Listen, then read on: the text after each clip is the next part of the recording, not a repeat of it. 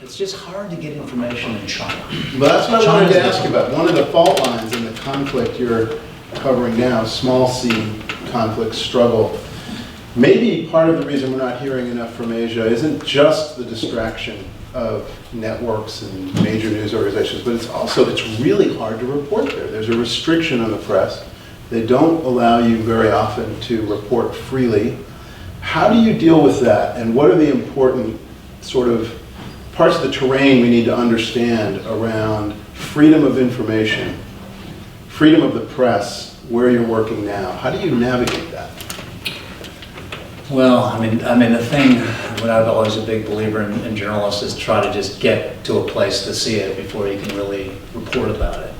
The problem trying to go to a place is you're tracked a lot of times by the government. I mean, Right. they tap certainly into your phone calls. You know, WeChat is what we use all the time over there. We know that's being read.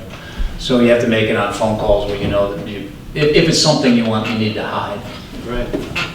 In terms of, we just went up to Xinjiang, up to the northwestern part of China, which is very confrontational because it's the Muslim province area of China, territory. And what we learned is to go there, we have technically under Chinese law, there's a law passed in 2008 that gives journalists the right to travel freely around the country, report without permissions needed, except for Tibet. So you technically can go to Xinjiang legally to do so, but whenever you go to these places and they find you, they give this great offer to you to have a guide to show you around. And because you don't know much about the area. A guide meaning A guide will never leave your side. Yeah, minder, yeah, exactly. So in order to report and shoot freely, what we figured out was to fly up to Xinjiang and land, check in the hotel late so they can't check in easily, leave early in the morning to the next place, also check in late, leaving early, and then they can't find you. The last time we went was we traveled all over the place, shooting a million things, interviewing tons of people, and finally they realized, because you have to get your passport everywhere, they realized where we are, and then suddenly they pulled up next to us and gave us a beautiful guide around. At that point, we said, well, actually, it's interesting, we're leaving the country now.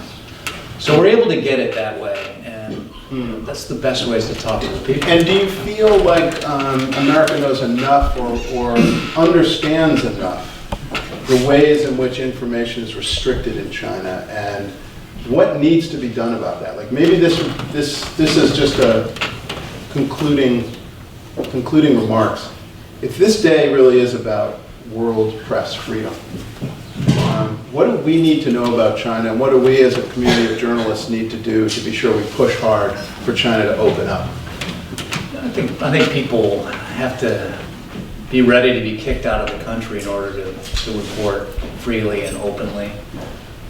I know you said earlier about trying to find some local people to tell you facts about the country, because I think if those who come from outside of a country and they report there, they're so biased, right, favoring your own country that you go in, that sometimes you have to live in these places to really understand not just the suffering from the people, but also what the government's trying to accomplish. So sometimes to go in a place like that, you got to show evidence of balance, right, on your reporting. If the story is abuse of people and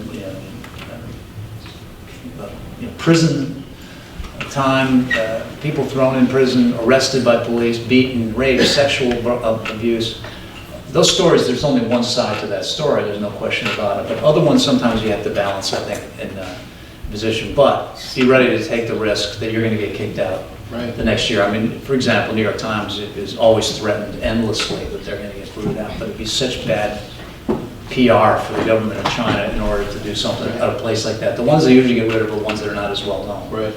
So in some ways, the position would be for those that do have a very public appearance there, is to go ahead and take those risks to report on something. I mean, if I went illegally into Tibet, I'm sure I probably would be kicked out. Right. But going to a place like Xinjiang, which would be second in line behind Tibet going into, you're not allowed to really say anything about that. Right. So you can't talk about Tiananmen Square, you can't talk about Tibet, and you can't talk about Thailand. Right. Or Taiwan, the three T's, you're not supposed to talk about it. So talk about them all the time. and let's see what happens. But one of the big problems right now is, you know, Xi Jinping, the president, is more powerful and more strict compared to anybody since Mao Zedong. Wow. So it's getting more dangerous. More local correspondents, reporters for China are being kicked out, taken. They just disappear. Right. So it's getting worse. That balance between a journalist like yourself from a big American network pushing the edge of the envelope, I know comes with a balance of caring about the local reporters who assist you in your staff or who are part of your team. And there's always going to be a balance there. It's disturbing to know things are getting worse. I think we have to keep an eye on it. Yeah, you know, the woman, our local, translator slash, AP that's with us, grew up and she lives in China. She's a citizen of China. She's never really spent much time outside the country. So just traveling around a place like Xinjiang and get that story out there on digital alone, we would fuzz her face out and never mention her name. Right. So, I mean, I'd like to give her full credit. Right. For this kind of problem, but we can't. Right. You want to, because she would be targeted, and she has been many times. It's so important for those local colleagues to help you bring the stories forward, and that's a perfect example of it. We're going to count on you to keep pushing new ground. We're expecting you to be kicked out pretty soon. That's my goal. Nothing else to lose. Yeah. We need to call it there. Thank you, Bob. Thank you so much.